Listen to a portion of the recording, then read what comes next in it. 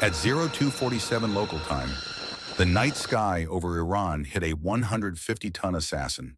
4 B-2 Spirit stealth bombers, call signs Pro 41 through 44, were pushing into Iranian airspace from 3 different vectors.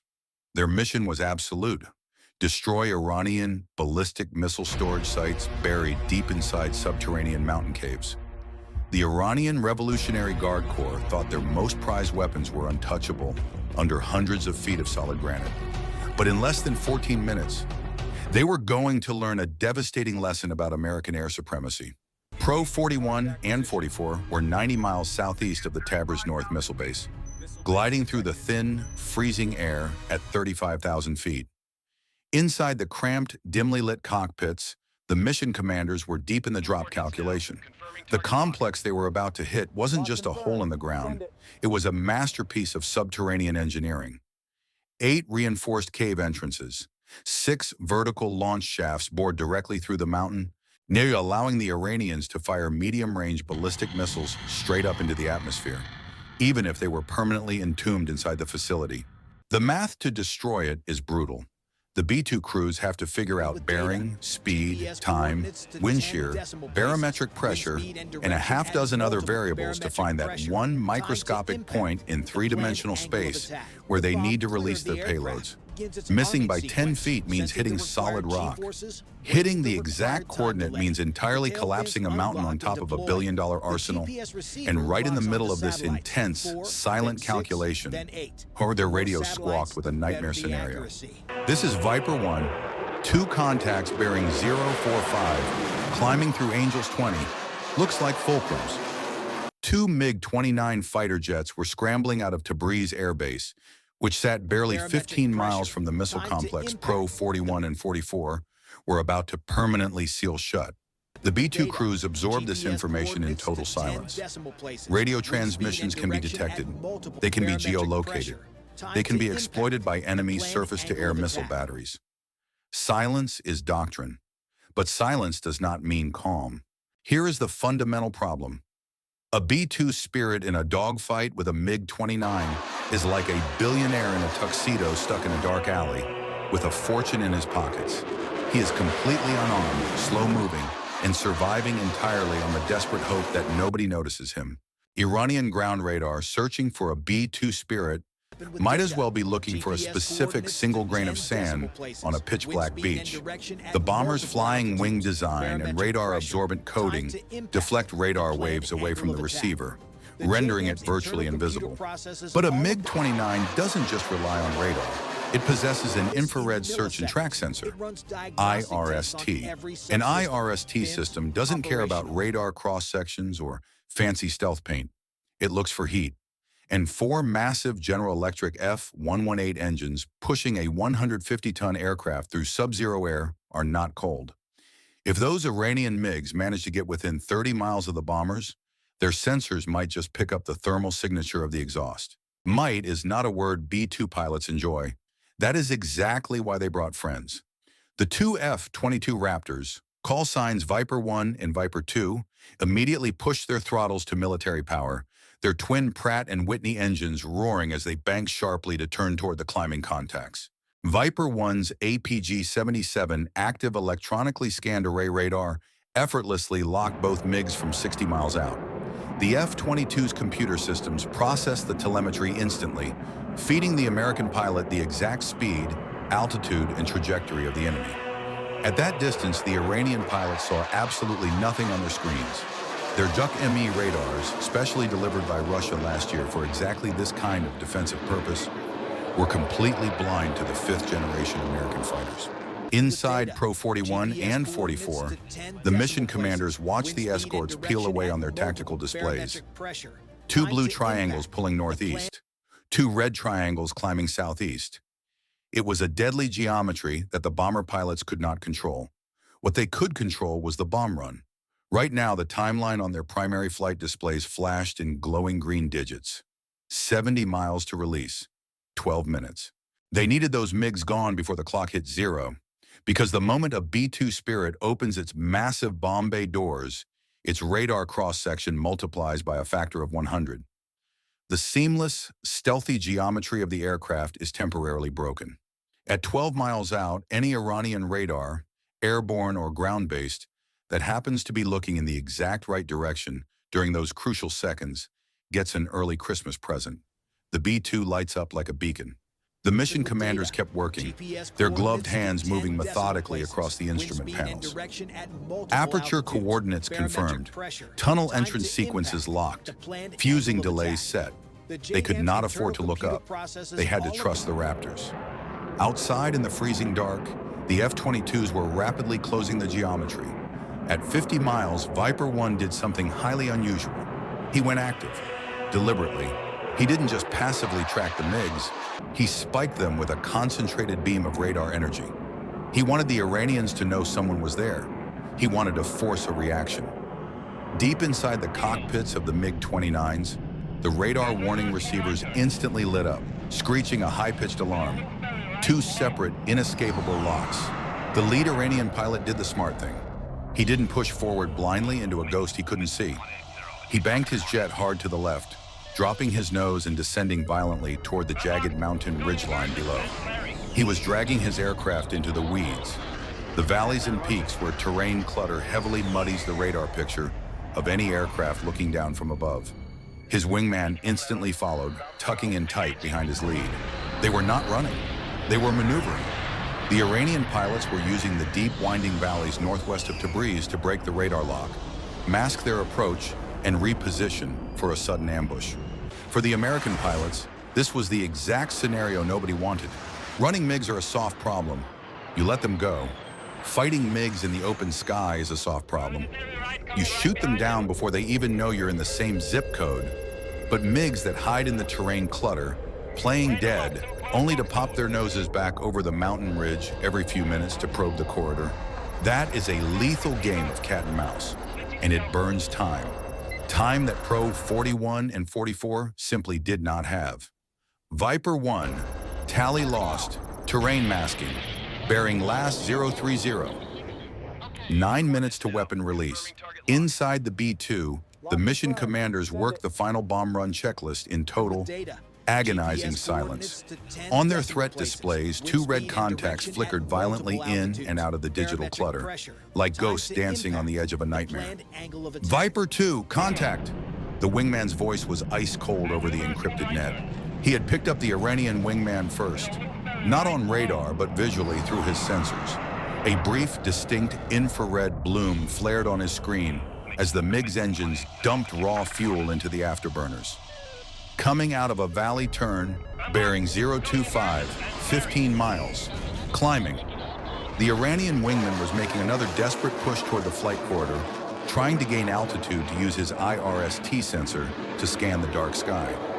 He didn't know exactly where the Americans were, but he knew they were headed for the Tabriz North Complex. He was flying a calculated intercept path. Viper 2, single fulcrum northeast, climbing through Angels 15. Engaged. The Raptor pilot didn't hesitate. He rolled his F-22 inverted, pulled back hard on the stick, and dropped the nose, pulling 6 Gs as he sliced down through the atmosphere to intercept the climbing MiG. He squeezed the trigger. An AIM-120, Advanced Medium Range Air-to-Air Missile, AMRAAM, screamed off the internal weapons bay rail. The moment it cleared the aircraft, its solid propellant rocket motor ignited, blindingly bright in the pitch-black sky. Within seconds, the missile accelerated past Mach 4. The Iranian wingman never stood a chance. His radar warning receiver screamed a fraction of a second before the AMRAAM's active radar seeker head went pitbull, locking onto the MiG under its own power. The Iranian pilot violently jerked his stick to the right, desperately trying to deploy flares and chaff, praying to break the lock. It was too late. At Mach 4, the missile covered the final distance in the blink of an eye. The proximity fuse detonated 20 feet from the MiG's right engine nozzle, unleashing a rapidly expanding ring of high-explosive fragmentation. The MiG-29's right wing sheared off entirely. The aircraft erupted into a brilliant, tumbling fireball, spinning violently out of the sky and crashing into the Zagros Mountains below. One threat neutralized. Splash 1, Viper 2 confirmed, pulling his Raptor out of the dive and scanning the horizon. But the celebration was non-existent. The lead MiG was still missing. 7 minutes to weapon release. Down in the valleys, the lead Iranian pilot had witnessed the fiery destruction of his wingman. Standard protocol dictated a retreat. He was facing an invisible, technologically superior enemy that had just swatted a highly maneuverable fighter out of the sky with terrifying ease. But this pilot wasn't retreating. He was calculating. He knew the Americans were protecting something. Fighters don't just loiter over the mountains in the dead of night for target practice. They were clearing a path. And judging by the trajectory of the engagement, that path led directly to the Tabriz North Underground Complex. The Iranian pilot pushed his throttles forward, staying dangerously low, skimming just a few hundred feet above the jagged mountain peaks. He was risking a fatal collision with the terrain in the dark, flying entirely on instruments and sheer adrenaline. He was waiting for the perfect moment to pop up and activate his sensors. 5 minutes to release. Inside Pro 41, the tension was thick enough to choke on. The target coordinates were fully locked. The colossal weapons resting inside the belly of the beast were armed and ready. They were carrying the GBU-57 Massive Ordnance Penetrator, the MOP. It is the most terrifying non-nuclear weapon in the United States arsenal. 30,000 pounds of hardened steel casing packed with thousands of pounds of high explosives. It is specifically designed to hit the Earth at supersonic speeds, burrow through up to 200 feet of solid, reinforced concrete and granite, and detonate deep underground, triggering a localized seismic event that crushes subterranean tunnels like soda cans. 30 miles to target, the B-2 pilot whispered over the internal intercom. Bomb bay doors sequencing in 2 minutes. Above them, Viper 1 was tearing the sky apart, flying erratic, high-speed patterns, his radar scanning every inch of the mountain range below.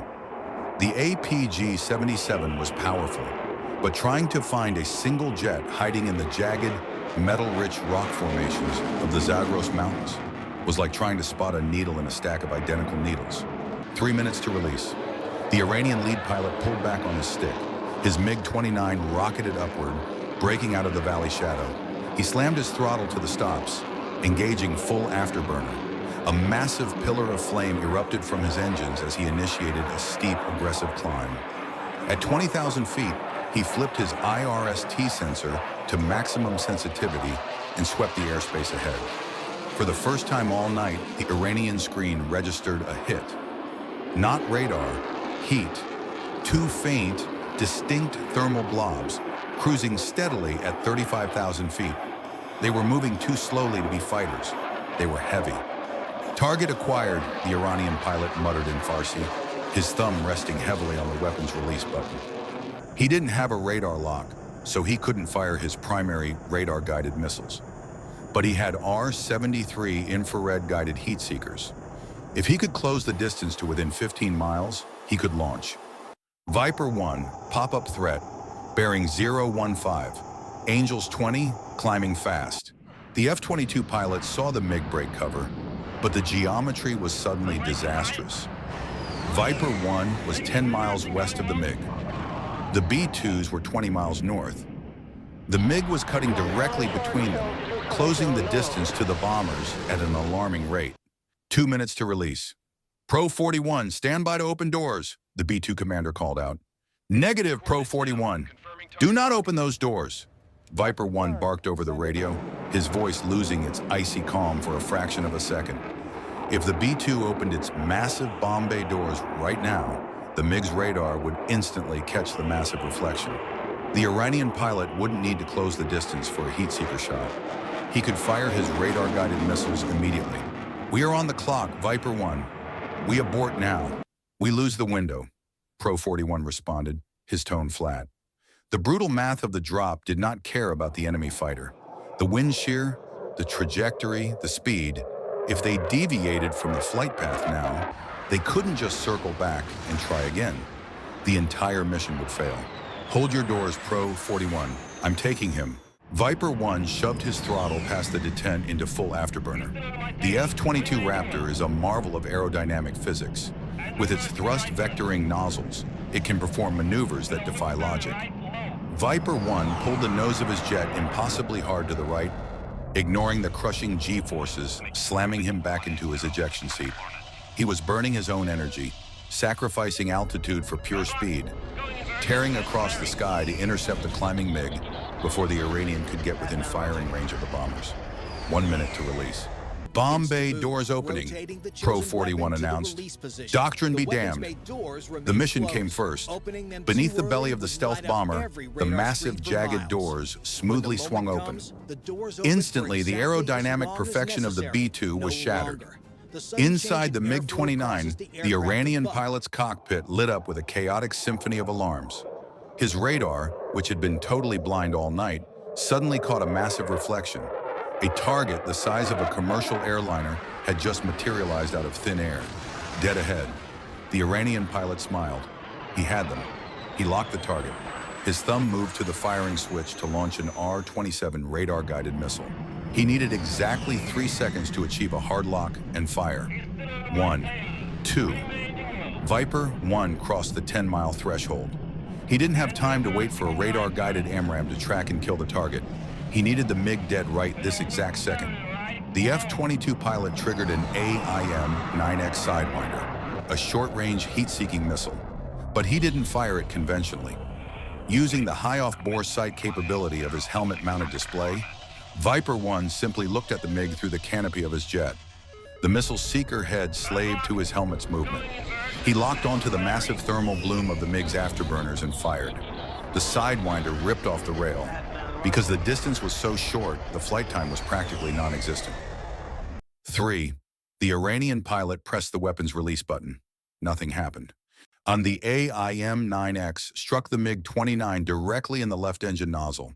The catastrophic detonation ripped the tail section of the Iranian fighter clean off. The electrical systems instantly died, severing the firing sequence to the MiG's missiles a microscopic fraction of a second before the launch command was executed. The MiG folded completely in half under aerodynamic stress, instantly transforming into a burning, falling piece of scrap metal. Splash 2! Viper 1 breathed heavily into the mask, pulling his Raptor up and away from the debris field. Airspace is clear. Pro 41. Deliver the mail. 30 seconds to release. Inside the B-2, the chaos of the last 3 minutes was completely erased. The mission commanders were entirely locked into the targeting screen. The crosshairs drifted perfectly over the designated coordinate.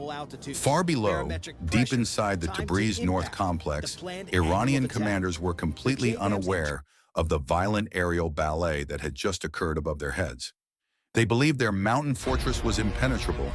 They believed their ballistic missiles, capable of striking American bases across the Middle East, were secure. 10 seconds. The wind shear was exactly as calculated. The altitude was perfect. Weapons away. The B-2 physically shuddered as 30,000 pounds of ordnance dropped free from the bomb bay. The GBU-57 Massive Ordnance Penetrator didn't fall gracefully. It plummeted like a spear of the gods, accelerating rapidly toward the Earth. Tail fins deployed, stabilizing the massive cylinder of steel as it gained terminal velocity. Bay doors closing, the commander reported. With the doors shut, the B-2 vanished from radar once again, returning to its ghostly state. Far below, the MOP struck the surface of the mountain. It didn't explode on impact. That was the genius of the weapon. The hardened steel nose cone smashed through the granite like a bullet through drywall. The sheer kinetic energy of 30,000 pounds traveling at supersonic speeds carved a perfectly straight vertical shaft deep into the earth. It shattered rocks, punched through reinforced concrete ceilings, and bypassed the carefully engineered blast doors. It burrowed down 100 feet, then 150 feet, right into the heart of the main subterranean storage cavern. Then the smart fuse detected the void of the cavern and initiated the primary charge. The explosion was apocalyptic. Thousands of pounds of high explosives detonated simultaneously in an enclosed space. The overpressure wave had nowhere to go but out. It violently expanded, hitting the stored Iranian ballistic missiles, instantly igniting their solid fuel propellants. Secondary explosions tore through the cavern. The structural integrity of the mountain base instantly failed. Millions of tons of solid rock above the cavern lost their support and collapsed inward. On the surface, it looked like a localized earthquake. The top of the mountain violently heaved upward, venting massive pillars of fire and pulverized rock out of the 8 cave entrances. Then the entire ridgeline slumped, permanently sealing the base, the missiles and the personnel under an impenetrable tomb of collapsed granite. High above the destruction, Pro 41 and 44 slowly banked west, adjusting their headings for the long flight back to base. Viper 1 and Viper 2 pulled into formation alongside them, their sleek, dark silhouettes cutting through the starry night. The entire engagement, from the moment the MiGs scrambled to the total destruction of the mountain base, had lasted less than 14 minutes. The Iranian military had challenged the United States Air Force. They had brought their best technology, or their most daring pilots, and their most impenetrable fortresses to the fight. And in response, the U.S. Air Force hadn't just defeated them. They had systematically dismantled their defenses, erased their aircraft from the sky, and permanently buried their strategic arsenal, all without a single American scratch. Pro-flight RTB, the mission commander said quietly over the encrypted net. Returning to base, the skies over Iran fell silent once more, but it was a different kind of silence now. It was the crushing, absolute silence that follows the terrifying realization of true unmatched air supremacy.